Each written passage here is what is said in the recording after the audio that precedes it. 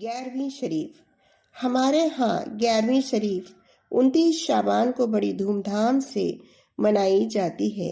یہ پیران پیر غوث اعظم دستگیر علیہ السلام کی ولادت باسعادت کا دن ہے۔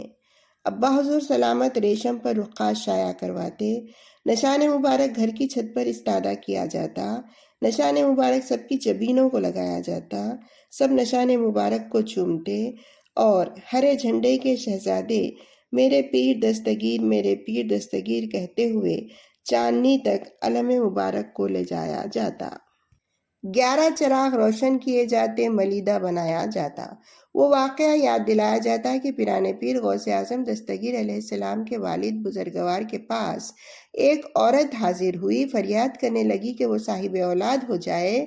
اس کی تقدیر جو لوح محفوظ میں تھی وہ آپ کے والد بزرگوار نے پڑھا اور اس سے کہا کہ تیرے نصیب میں اولاد نہیں ہے۔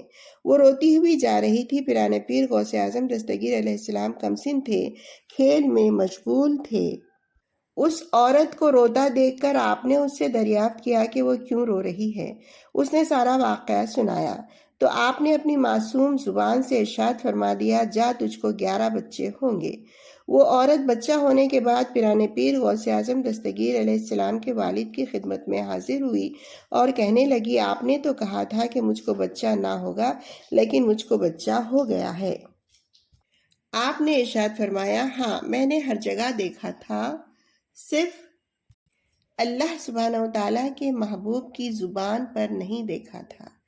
محبوب سبحانی پیران پیر غوث اعظم دستگیر علیہ السلام کے کہنے پر وہ صاحب اولاد ہوئی، اور چونکہ 11 بچوں کی بشارت ملی تھی اس لیے اس نے 11ویں کی۔ شکرانے کے طور پر سب کو کھانا کھلایا۔ نیاز کا مقصد بھی یہی ہے کہ ہر وقت خود خوب سیر ہو کر کھاتے رہنے کے بجائے پڑوسیوں، مسکینوں اور عزیزوں کو کھانا کھلایا جائے۔ اور نیاز کا اہتمام اس لیے بھی اہم ہے کہ نیاز کا کھانا خوب صفائی ستھرائی سے بنایا جاتا ہے۔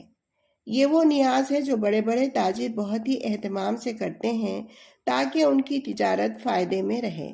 اولیاء اللہ کے درباروں میں لنگر بٹتا ہے۔ لنگر بھی یہی ہے کہ ہر کسی کو کھانا کھلایا جائے بنا تفریق مذہب و ملت۔ ہر کسی کو کھانا کھلانا بہت ثواب کی بات ہے۔ نیکیاں بہت سی ہیں لیکن کسی بھوکے کو کھانا کھلانے کی نیکی تمام نیکیوں پر بھاری ہے۔ یہ پیران پیر غوث اعظم دستگیر علیہ السلام کا ارشاد ہے۔ آج بھی آپ کی بارگاہ میں ہر روز لنگر بٹتا ہے۔ دوستو، خانقاہی نظام آیا ہی اس لیے تھا کہ معاشرے کی اصلاح ہو جائے، انسانیت کا درس عام ہو جائے۔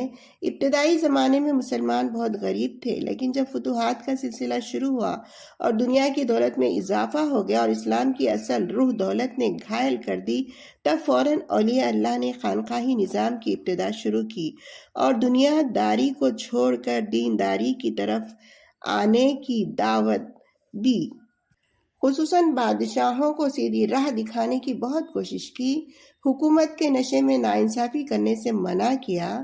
اِنَّ حُبِّی وَحُبَّہَا لَا یَجْتَمِعَانِ، بے شک اللہ سبحانہ وتعالیٰ کی محبت اور دنیا کی محبت ایک جا جمع نہیں ہو سکتی۔ جو اللہ سبحانہ وتعالیٰ کی محبت میں غرق ہیں وہ دنیا سے کبھی محبت نہیں کر سکتے۔ دنیا حاصل بھی کرتے ہیں تو دین کی سربلندی کی خاطر۔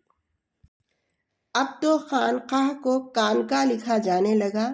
دنیا کی الفت دلوں میں گھر کر گئی جو تمام برائیوں کی جڑ ہے۔ اللہ محفظنا ثم محفظنا۔